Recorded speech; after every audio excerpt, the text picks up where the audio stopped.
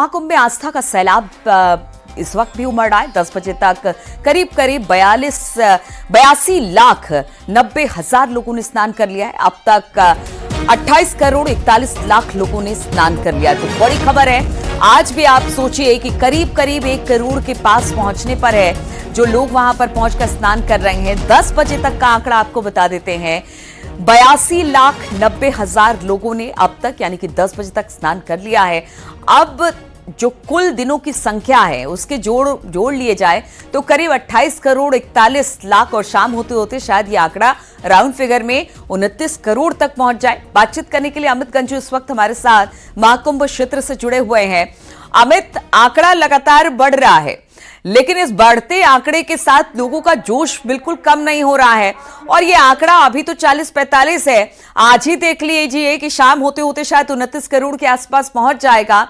यह आंकड़ा तेजी के साथ बढ़ रहा है। संगम क्षेत्र में इस वक्त किस तरह के जोश के साथ श्रद्धालु पहुंच रहे हैं? कल तो हमने देखा था भारी तादाद में लोग थे, आज भी क्या इसी तरह से स्नान ध्यान करते दिखाई दे रहे हैं लोग?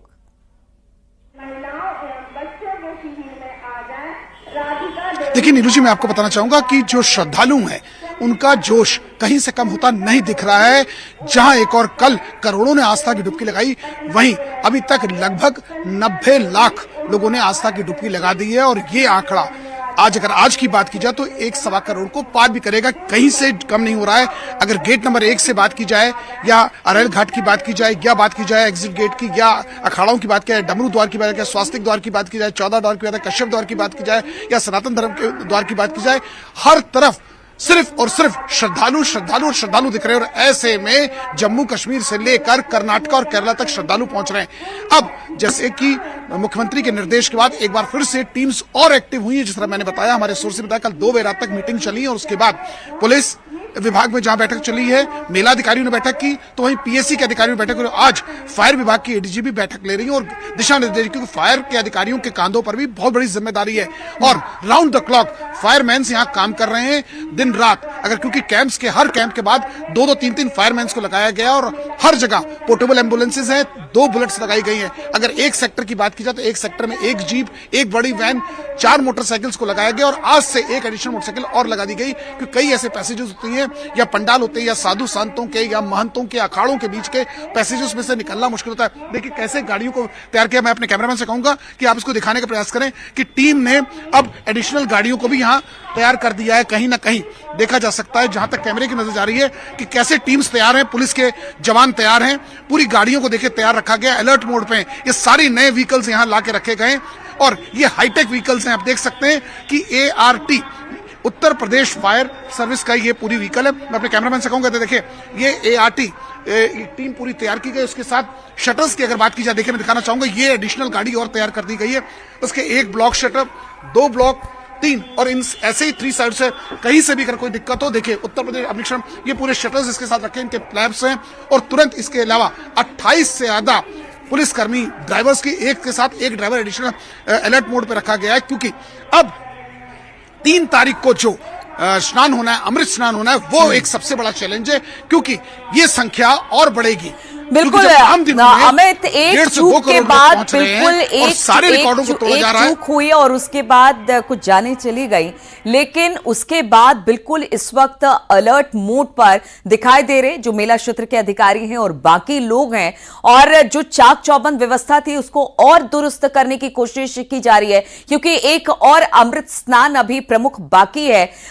इसे लेकर अगर मेला क्षेत्र की बात की जाए तो कोई नई स्ट्रेटेजी के साथ, ताकि जो अगला अमृत स्नान है जो वसंत पंचमी का है उसको लेकर भीड़ बहुत ज्यादा जमा ना हो, अगर जमा होती है तो किस तरह से हटाना है, तो इसको लेकर पूरी प्लानिंग अब कर ली गई है।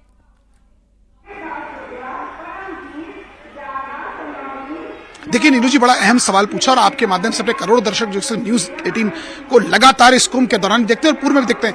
हमारा फर्ज है कि हम डराते नहीं, सिर्फ चीजों को बताते हैं और लोगों को ये बताने का भी प्रयास कर रहे हैं कि जो व्यवस्थाएं वो आप तक लाने का प्रयास करें। अगर बात की जाए 3 तारीख के उस अमृत स्नान को लेकर पूरी प्लानिंग तैयार हो चुकी है और प्लान A, प्लान B और एक सेफ प्लान C भी रखा गया है। जैसे कि 3 डिपार्टमेंट्स बहुत इंपॉर्टेंट है, ऐसे तो सारे डिपार्टमेंट इंपॉर्टेंट है। पुलिस एक जो लॉ एंड ऑर्डर है सबसे बड़ी चीज होती है, क्योंकि कोई मिसहैंडलिंग नहीं होनी चाहिए, क्योंकि करोड़ों की संख्या में जब किसी के घर में 10 गेस्ट आते हैं तो उसके लिए एक पैनिक हो जाता है। मगर उत्तर प्रदेश सरकार के अधिकारियों को जो गाइडलाइंस मिली है, मुख्यमंत्री से गाइडलाइंस मिली है, उसी के बिहाफ पर ये लोग सब काम कर रहे हैं। और ऐसे में 3 तारीख को जो अमृत स्नान हो रहा है उसमें किसी प्रकार की कोई ऑब्स्ट्रैक्ट ना हो, किसी प्रकार की कोई मिसहैंडलिंग ना हो, कोई चीज ऐसी घटना न घटे जिससे श्रद्धालुओं को दिक्कत हो, उसका विशेष ध्यान रखा जा रहा है, विशेष फोकस रखा जा रहा है। और हर डिपार्टमेंट्स को साफ निर्देश दिए गए कि इसको प्लान ऑफ एक्शन अपना तैयार की जाए। और ये आज से ही पूरा लागू, अब से कुछ देर बाद जहां एक और चीफ सेक्रेटरी और यहां के उत्तर प्रदेश के डीजीपी प्रशांत कुमार यहां पहुंचेंगे, अधिकारियों से बैठक करेंगे, तो वहीं फायर विभाग की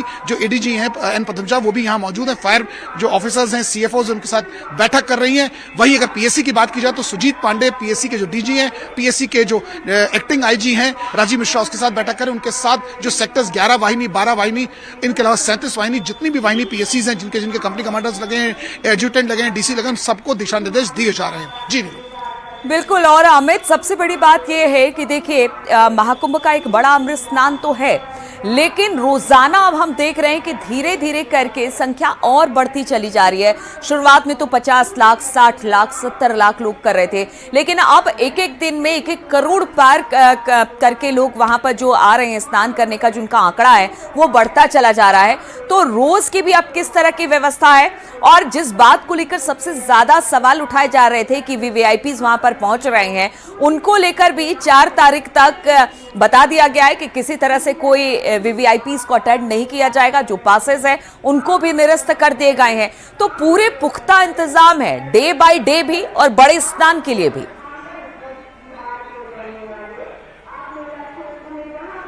देखिए, मैं आपको बताना चाहूंगा, आपके दोनों सवालों को मैं बताना चाहूंगा। पहली बात तो पासेस की बात है, कोई पास अब अलाउड नहीं है, कोई व्हीकल पास अलाउड नहीं है। न्यूज 18 अपने इस चैनल के माध्यम से तमाम अपने व्यूअर्स को बताना चाह रहा है कि साफ तौर पर कह दिया गया कोई वीआईपी पास वैलिड नहीं होगा। 4 फरवरी तक ये कंफर्म है एकदम। और क्योंकि जो लोग आ रहे हैं उन्हें कोई प्रॉब्लम ना हो, अब इसका विशेष ध्यान रखा गया है। जो पैसेजेस हैं, चाहे वो मीडिया सेंटर की तरफ से के पैसेज बात की जाए या अरेल घाट की तरफ से बात की जाए या 11 नंबर के गेट की तरफ से, सब जगह से पासेस बंद कर दिए गए। जो इमरजेंसी सर्विसेज गाड़ी जैसे फायर की है, एम्बुलेंस है, इन गाड़ियों के लिए अलाउ है, क्योंकि उन्हीं के बिहाफ पर, उन्हीं के दम पर ये मेला सकुशल संपन्न हो रहा है और आगे भी चीजें वाइंड अप ठीक से होंगी। इन व्हीकल्स को कोई पास की आवश्यकता नहीं, अदरवाइज आउटसाइडर का कोई प्रोटोकॉल, कोई वीआईपी, कोई एस्कॉर्ट ये अलाउड नहीं किया गया है। और दूसरी और अहम चीज, जैसे कि आपने कहा, संख्या, अब संख्या अनगिनत होती जा रही है। 30, 35, 40, 60 छोड़ दीजिए, कोई ऐसा दिन नहीं है जिसमें 1.25 करोड़, 1.5 करोड़, 2 करोड़ तक अब आंकड़ा पहुंचा। अगर अभी की बात की जाए तो 90 लाख हो चुका है। अगर शाम होते तक बात की जाए, जो पैसेज देख रहे हैं, बस स्टैंड के पास का एरिया देखा जा रहा है, रेलवे स्टेशन के पास का देखा जा रहा है, अरेल घाट के पास का देखा जा रहा है, संगम के तट देखा जा रहा है, चाहे जॉर्ज टाउन की हम बात करें, अल्लाहपुर की बात करें या शुकी की बात करें, नैनी की तरफ की बात करें या संगम के तट के या प्रयागराज के रामबाग स्टेशन की बात करें, सब तरफ श्रद्धालुओं का रेला है। लोग ऐसे इसे महोत्सव की तरह मनाने के लिए यहां पहुंच रहे हैं। उनका भी ऐसा मानना है कि 144 वर्ष बाद ये संजोग बनाए, इसमें ये भी भागीदार बने और अपनी स्वेच्छा से यहां पहुंच रहे हैं। हालांकि सुविधाएं दी गई हैं, ट्रेनें हैं, स्पेशल ट्रेनें बनाई गई, मेला ट्रेनें, तमाम ऐसी चीजें हैं।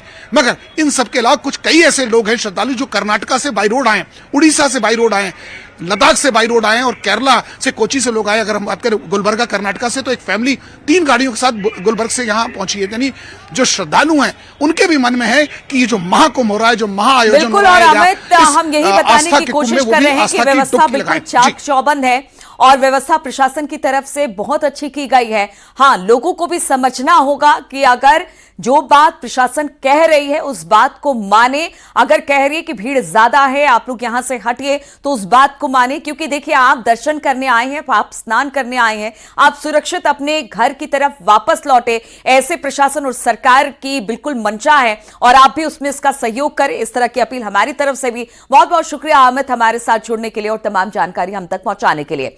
महाकुंभ में कल हुए हादसे के बाद अब सुरक्षा और कड़ी कर दी गई है। यहां पर 3 लेयर सिक्योरिटी लगी है, यहां ट्रिपल बैरिकेडिंग की गई है। इसके अलावा उत्तर प्रदेश पुलिस और बीएसएफ के जवान पूरी तरह से यहां पर अलर्ट है। हमारे संवाददाता अमित गंजू ने इस बात का जायजा लिया।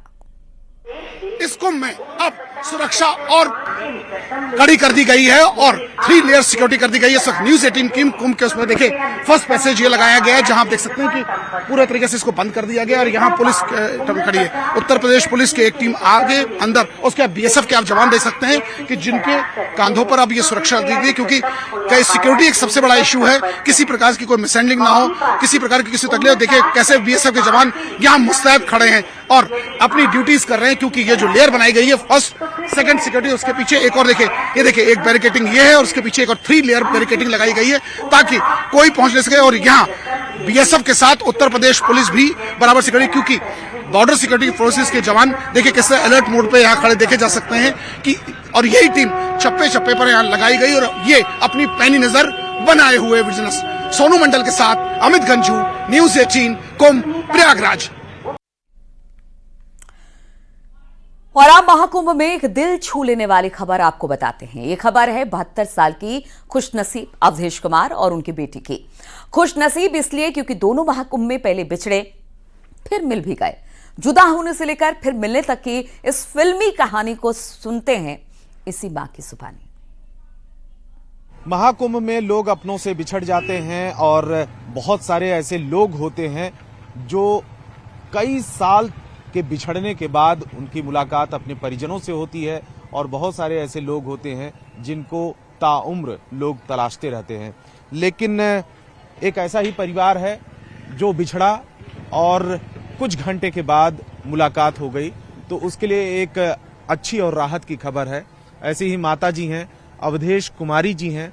आप महाकुंभ में गई थी मेले में, और कौन थे आपके साथ में उस समय? हमारे बड़ा बेटा था। अच्छा, तो उस समय स्नान करने गई थी आप? हाँ, स्नान करने गए थे, जगह भूल गए थे। तो कैसे कैसे बिछड़ी आप उनसे? नहाने गए तो आए थे, हमें सामान भी नहीं मिला, फिर हमें सामान मिल गया था, लड़का नहीं मिला। अच्छा, हाँ, तो फिर हम नहा लिए। तो उस दौरान कहाँ थी आप? आप नहाते आके पीले कपड़े पहने हुए थे, तो हम सामान देख रहे थे, लड़के को देख रहे थे। हाँ। तो लड़का हमें ढूंढने लग गया। हाँ। सामान फिर हमें थोड़ी देर बाद मिल गया। सबको हमें संतोष मिला। अच्छा, संतोष है। और हम घर लौट रहे हैं। अच्छा, कितने साल की हैं आप? 72 साल। 72। तो 72 साल की हैं, बेटे के साथ में मेले में गई थी, और उस दौरान अचानक भीड़ क्योंकि होती है तो हाथ छूट जाता है, साथ छूट जाता है। ये माता जी के बेटे हैं और इन्हीं के साथ में गई थी, तो उसमें आपके भी मन में कुछ डर था कि इतनी देर तक हैं, बुजुर्ग हैं?